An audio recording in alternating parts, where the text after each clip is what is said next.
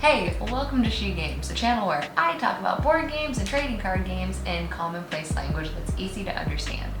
In this episode, I'll be talking about how the card Strangling Spores.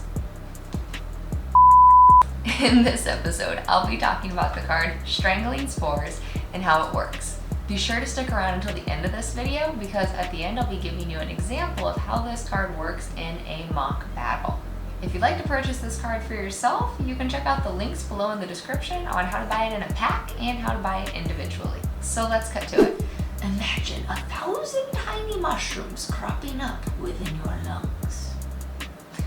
That doesn't really actually mean a lot. In fact, all the little italicized font at the bottom in the abilities section of any of your cards doesn't mean much of anything. If you've been getting confused about that, ignore it, it's just for flavor.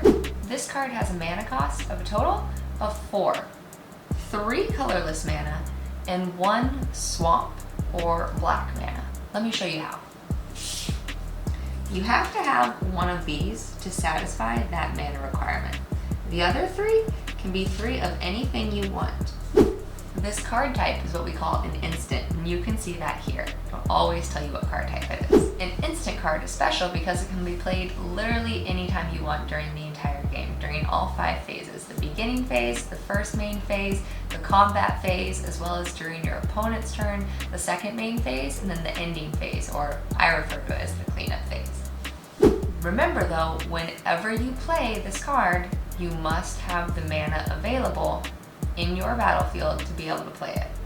And that mana in your battlefield must be untapped or unused. It can only be tied to 1 card per round at a time. The last thing we need to know about instant cards is after you pay for it and use it, it actually goes away into your graveyard and it won't be used for the remainder of the game unless another card has an ability to take it out of the graveyard. Because this card's an instant, it's a little bit different than other cards. You'll notice there's no numbers down in the bottom corner for power and toughness. When I pay this amount at any point during the game, this ability will be triggered. Target creature gets -3 power and -3 toughness until end of turn. Now because this is a negative ability and it's going to do something bad to you, remember it's going to grow spores in your lungs, you would want to use this on an opponent. And it will make their creature have -3/-3 until the end of the turn. Remember, this gets thrown away right after you use it. So now, before we get to the gameplay example, do you have any card games or board games that you need further explanation on, or an introductory tutorial? Or maybe you have feedback for my explanation in this video.